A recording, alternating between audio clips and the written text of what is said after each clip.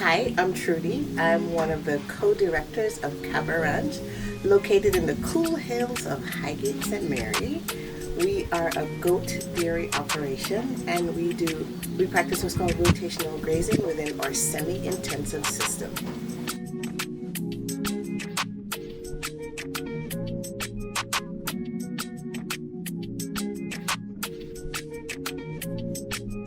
Our herd size is currently 132 animals, and we have a combination of Saanens and Nubians. We have some Alpine, we have Boers, and everybody else mixed up. So a bunch of graded animals as well. We are a semi-intensive system that utilize rotational grazing. And what is semi-intensive? What it means is some of our animals go to pasture and the other ones that stay in the house. The average production of liters per day is around 2 liters a day 2 per liters. animal. And that's because we have a mix in our herd. So the Saanens give more, the others give less, and by the time you average it out, it's about 2 liters per day. Our feed system consists of fresh grass. We use molasses on the grass and concentrate. And yeah, those are the main things that we use. The biggest expense, of course, grass, we have an abundance, so that's not an issue. But the concentrate is going to be our biggest expense, and we are averaging about 44% of our expense is based on concentrate. Purchase concentrate, without a doubt, is the most expensive thing. So we give them the concentrate in a system, basically what their system needs, that's what we give them. We don't do free choice grain. Okay. So we give, for mothers, we average half a pound in the morning and half a pound in the afternoon. And for bucks, we average a pound in the morning and a pound in the afternoon. So we give them based on their needs.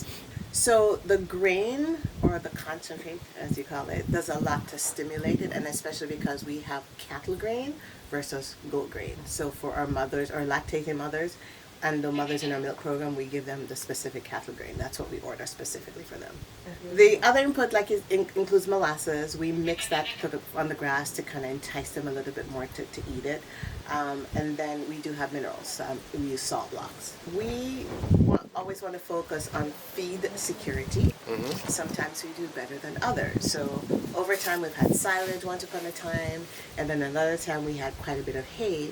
But last session, when we had all that rain, we could not get any hay, and we were forced to just figure out how just to use grass, and that was a whole thing all to itself. Luckily, at that time, we were blessed with having a guy that he didn't matter how much rain was falling, he was fine going out to cut grass, because that's all we had, because we could not get hay anywhere to save our lives. Our utility cost averages about 10 to 15% of the operational cost, because we use electricity for our shafting machine, we use it for the milking machine, we use it for the pasteurizer. So yeah, that's going to be our biggest cost for utilities. We try our best to service our machines before they go down, because if you keep it working well and maintenance and all that good stuff, then you minimize your downtime.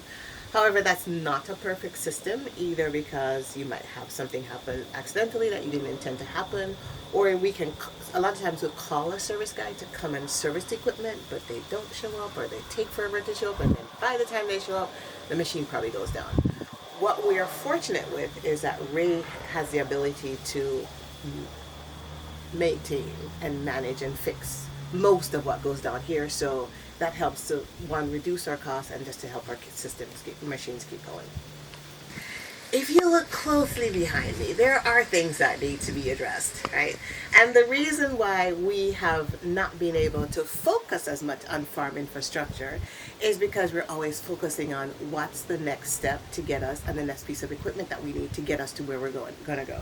So what happens is that money that is for maintaining infrastructure ends up being redirected to new equipment to get us to the next step and the next level. So yeah, it's quite a balancing act of trying to figure out, okay, which one do we do? Do we do infrastructure, or do we find the next piece of equipment to get us where we need to go, or do the next project to get us where we need to go? So we've been, playing a nice little balancing game with that. One of the things that could help us reduce our production costs is having equipment that we can use to move more productively to get more done within the required time frame.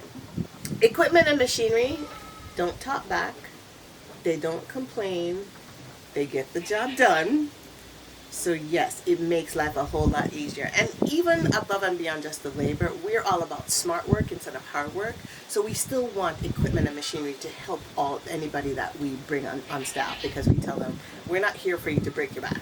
We want to have equipment that it makes your life easier to get the job done. So we use them in tandem. We use them together. Our last investment is in a walk behind a tractor. It hasn't gotten here yet, but we're super excited that it's coming. Chaffing machine and pasteurizing machine.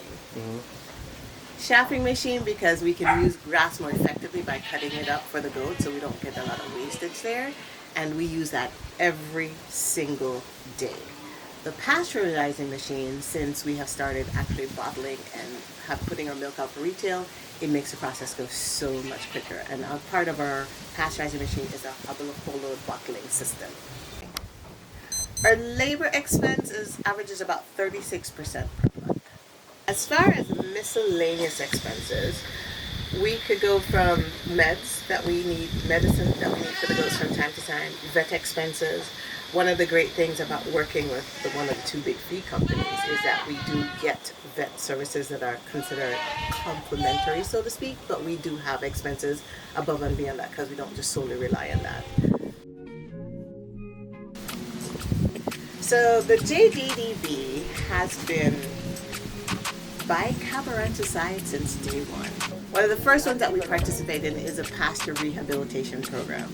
And our pasture, I'm sorry you can't see, but it's way up and over the ridge. But that pasture is absolutely amazing. So that's one of the first ones that we benefited from. Another one that we recently benefited from is the equipment lease program. And yes, they have both those programs along with everything else that the JDDB offers. We have found you guys to be invaluable since day one. But everything that you offer as far as services, as far as support, as far as help, as far as equipment, pasture management has been phenomenal.